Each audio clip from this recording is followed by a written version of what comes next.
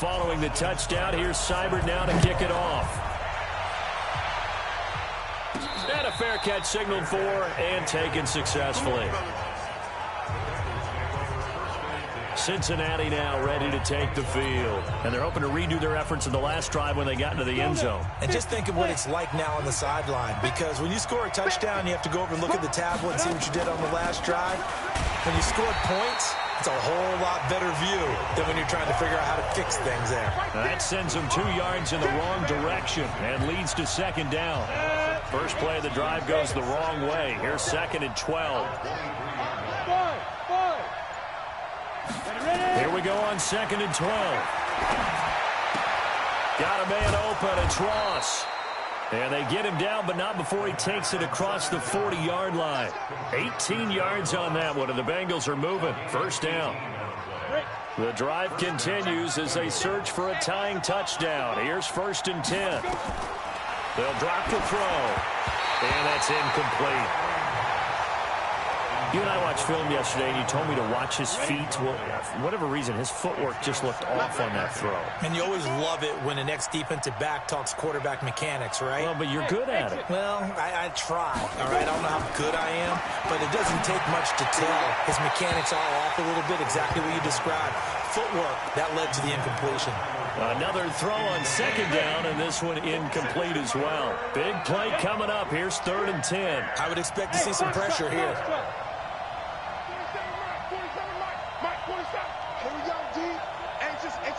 And the blitz does come.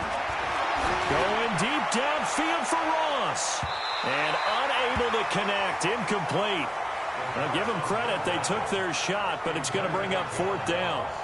There was the pressure you were talking about, force the incompletion. And it doesn't always have to end in a sack, does it? Sometimes you can make a good play by forcing the incompletion with the pressure. The Bengals bring out their punter now as he'll kick it away for the 2nd time.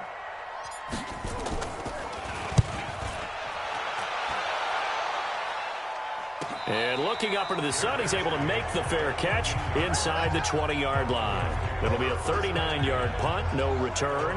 And it'll be 1st and 10 Broncos from deep in their own territory.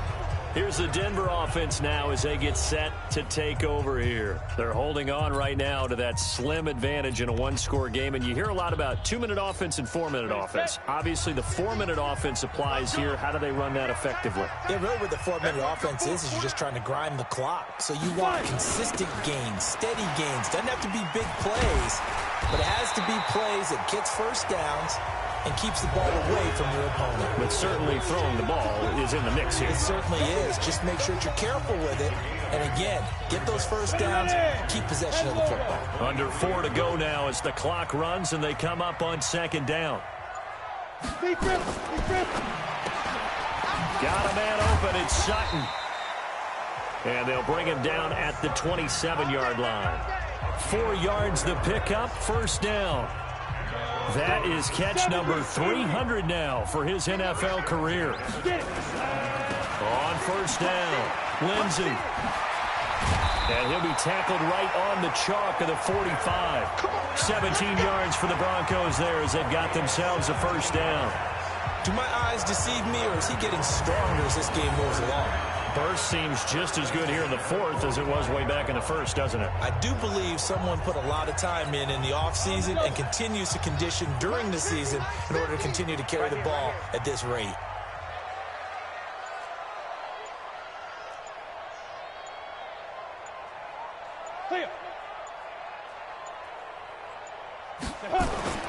On first down, Locke. He'll find Lindsey here. A gain of 4 on the play, and it'll be a 2nd down. And now, defensively, they're going to burn their first time out. Remember, they get an extra time built in coming up here shortly at the 2-minute warning. 4 yards on that last completion, so that sets up 2nd and 6. They'll run here with Lindsey. And he's going to have to protect the football and take his lumps here at this stage of the game as they stop him behind the line. And this defense here going to burn their 2nd timeout. But you can also factor in another timeout that they'll get when the clock stops at the 2-minute warning.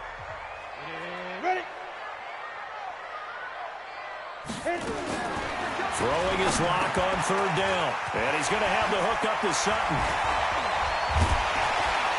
And he'll go down, but not before getting this inside the 30. And now here comes the third of their timeouts defensively. So they'll be left with only the 2-minute warning to stop it from here on out.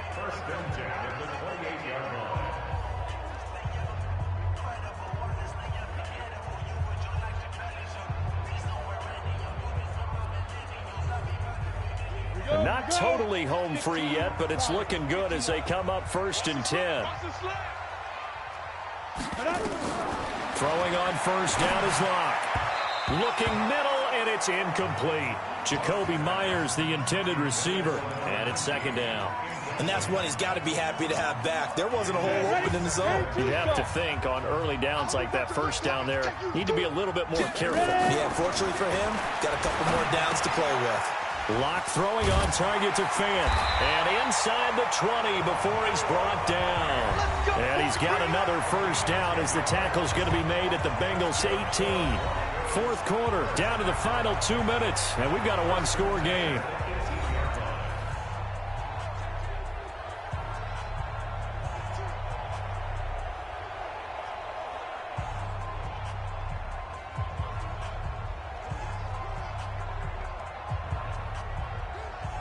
So it's Bronco football as we get your reset here. They've got a 1st and 10 as they look to try and finish this one off. Into the red zone, it's Locke. And his throw's going to be incomplete. All right, that one fell incomplete there, but the best quarterbacks, they'll miss on 40% of their throws somewhere in that neighborhood, similar to a great hitter in baseball who's going to fail 7 out of 10 times and still have a great year. In this case, you want perfection, but way better that it hits the ground instead of going to an opposite color jersey. Now, meanwhile, here's a 2nd down throw that's knocked away and incomplete. Coverage there by the former first-round pick, William Jackson.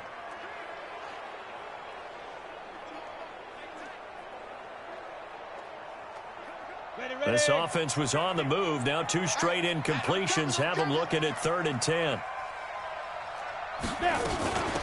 They'll run it now out of the gun. And he's going to come up well short as they rally up to stop him at about the 16. Just a gain of 2 there, and it's going to bring up a 4th down. Well, that call makes sense because they've been throwing it well on this drive, and once again they show passing formation, showing the shotgun. Then they ran out of it. That's a nice play by them defensively, though, to hold it to a short gain. So on 4th down, out trots the kicker in a big spot here. This to make it a 2-score game.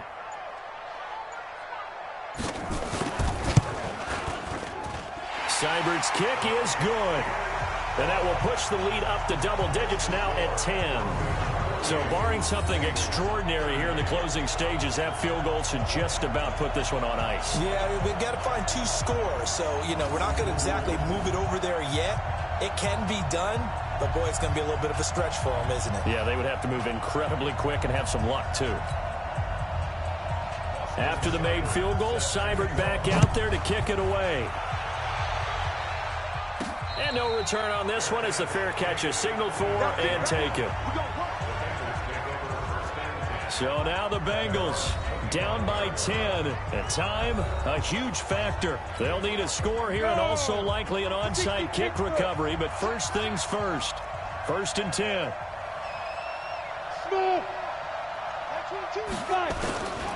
They'll come out throwing here on 1st down. He's going to let it fly. And it's incomplete. Took a shot, couldn't connect.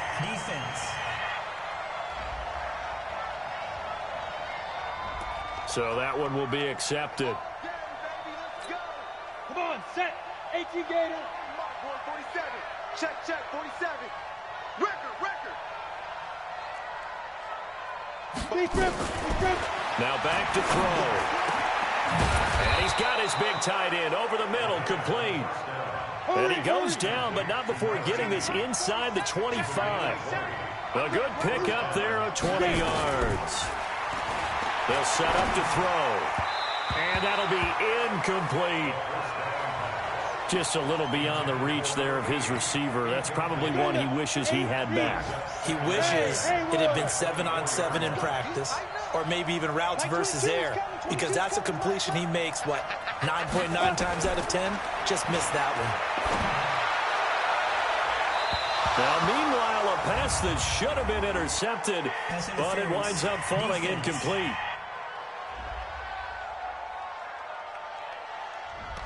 So pass interference, partner with all the rule changes. It is hard to be a defender in the pass game. Brandon, is tough in college. It's a lot harder in the NFL. You can't touch him after 5 yards downfield. You can't touch him while the ball's not in the air. You can't touch him at all until the ball is at the receiver's hands. Very difficult to be a defender in today's NFL. Back to throw. To the goal line, but it's incomplete. They may be snapping the ball near the goal line, but all you're thinking defensively, keep them out of the end zone. Force the incompletion, force them into going for 3, and not giving up 6. 2nd and 1. And he will not get away. He's sacked back around the 3-yard line. The big man, P.J. Hall, had the path to the QB there. He'll look to throw on 3rd and goal. And this is caught. For the moment, it's a touchdown, but multiple flags down, so let's sort this out. So reverse the celebration. We'll see if they have something else in their bag of tricks. And isn't that always tough to watch when they score and you see the excitement, and then when they realize those points aren't going to count? Can they get it back together and find their way back to the end zone? He'll drop to throw, and that will be incomplete. They were going for a consolation TD, but it was not to be. And time has run out now on this game. Well, Charles, it's one thing to win. It's another thing to win and put up the amount of points that they did. Boy, were they clicking on offense. They can't help but feel great about themselves, can they? I mean, what a game to put up that number of points, continually feeling like they're moving the ball and things are working and clicking. They think that they can bottle this and carry it with them. As an offensive coordinator, you just don't think you can do anything wrong. Whatever you call, run, pass, it's all going to work. That's called being in the zone. So for Denver, they get back to 500 now as the win moves them to 7-7. And they'll get to stay home again next week. Meanwhile, for the Bengals, they've plummeted now to 3-11. And they'll get a chance to redeem themselves at home next week.